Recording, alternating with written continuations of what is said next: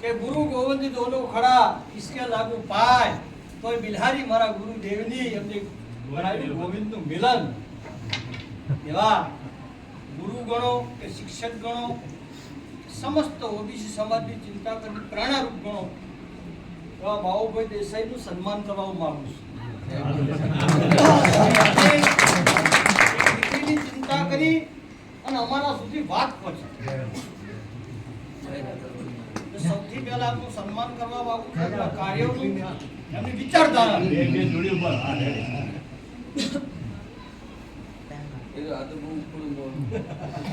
નાયક છો એના.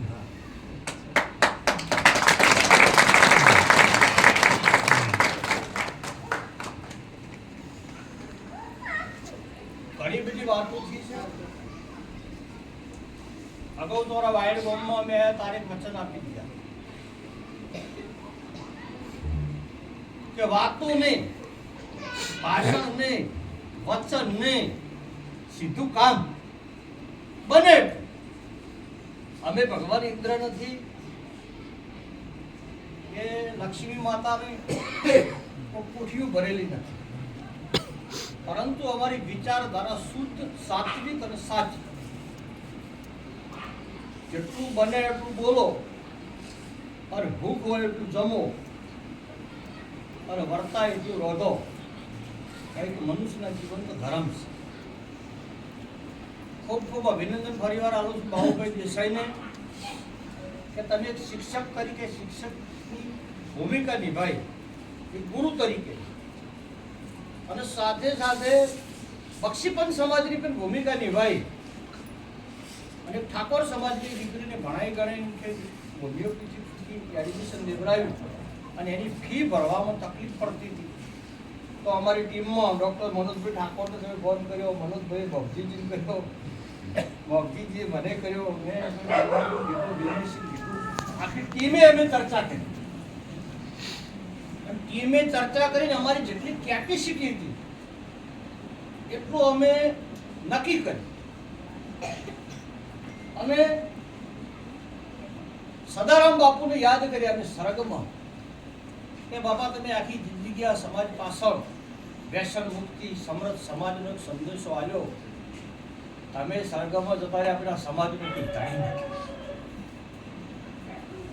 વર્તમાન સમયની નેતાગીરી કેવી છે કે કોકના ઘેર આપણે પરોણાગતિ જ્યાં મોસા ઢાલ્યા હોય, બિહાર્યા હોય અને ઘર ધણી વારંવાર કે કરે ધ્રાપીને જમતું, ધ્રાપીને જમતું, ઉભા કરીને બિહાર અને શું કરવાનું બોલવાનું. એટલે બાહુડા અમારી સમાજનું કશું આવું છે, ભાષણ ભાષણ ને ભાષણ. અને ઠાકોરો એટલા હુરાળા છે ને જેમ તલવાર ભમાવે એમ તાળી ઉપાડે છે. ખરેખર ઉભાથી ખાવાનું ઠોકાય. નવગણ જીવો તો પાડી પીવો. તમારો તો વિકાસ કરવો હોય તો સાચાની ફેવર કરો, ખોટાનું દૂર કરો, તો તમારી જીવનશૈલી સુધરશે. એવી રીતે સદારામ બાપુને પ્રાર્થના કરી અને મારા સદારામ બાપુએ મારા વાળીનાથ ભગવાનને પ્રાર્થના કરી અને વાળીનાથ ભગવાન આ ઉત્તર ગુજરાતની ભૂમિ ઉપર બાબાભાઈ ભરવાડને અમારી જોડે પોતરી વર્ષથી પાયા ગાલેલા અમારે પડ્યા હતા હોસ્ટેલરના અને લાઇબ્રેરીએ તો ડાગરા સડી દીધું, ખુરશી બધું. પણ મારા વાળીનાથના આશીર્વાદે ભરવાડ સમાજનો અડધો રત્ન બાબાભાઈ ભરવાડ અને અહીંયા બનાસકાંઠામાં માવજીભાઈ રબારી, એક રબારી ને ભરવાડ, બે આ બક્ષીપંથના દીકરા અમારી વારમાં ઉતર્યા.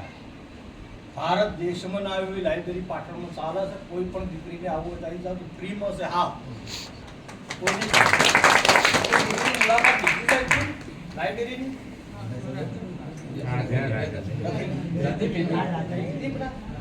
હારી છે ટોટા સત બોલ જાય ટોટા છે સત હકીકત છે. દીકરીઓની રહેવાની હોસ્ટેલ જોઈ છે, હોસ્ટેલ. અને 100 નવેમ્બરે જેનું ભૂમિપૂજન છે અને 18 મહિનામાં તૈયાર થાય એ ગુજરાતને ભારત દેશમાં વિશ્વની હોય છે. પણ મહેરબાની કરી છે મારા વાળીનાથ બાબુલાલે મને વાત કરી, અમારી ટીમને કીધું કે દીકરી રાજલ નામ છે ને, રાજલબેન રમેશજી ઠાકોર, મારા પપ્પા ગુજરી ગયા, જમીન નથી, એટલે આર્થિક સ્થિતિ નબળી છે, પણ તને બેટા ખૂબ ખૂબ અભિનંદન આપું છું કે તે આવી કપરી પરિસ્થિતિમાં પેટે પાટા ભોજી તારા પરિવારે ત્યાં સુધી તને પકડાય, અને ત્યાં જ્યાં પછી તારું શિક્ષણ અટકી જાય, એટલે કેમ ભગવાનને પ્રાર્થના કરો, ભગવાન ઓભળે એમ તારી પ્રાર્થના એ બાબુલાલને કરીને બાબુલાલે અમારા સુધી મોકલી આલી, અને અમે મારા વાળીનાથને મોકલી આલી, અને વાળીનાથ ભગવાને અમારી અરજ સુણી, અને બાબાભાઈ ભરવાડ તારી ફી ભરવા માટે પ્રથમ 70,000 રૂપિયા રોકડા આપે છે.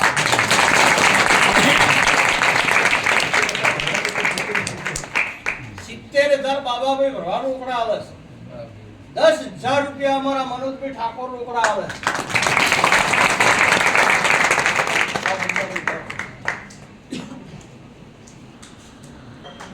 10,000 રૂપિયા તારા ખાતામાં ઓનલાઈન હાલ મંગાજી ઠાકોર નોખે છે.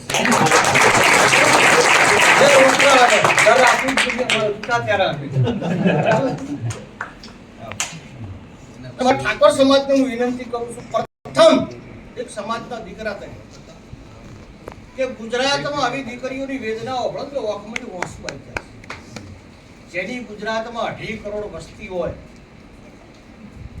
અને એ સમાજની બેન દીકરીને ભણવું હોય તો તકલીફ પડે, ખરેખર સમાજ હજી ઊંઘેલો હશે. આ બધું જોઈને જાગો, હવે જાગવાની જરૂર છે. અને જે જાતિવાદી પીડા છે ગુજરાતમાં, જે ક્ષત્રિય સમાજને વીર વિખેર કરવા વાળો તત્વો છે, જે આ પ્રચાર કરી રહ્યા છે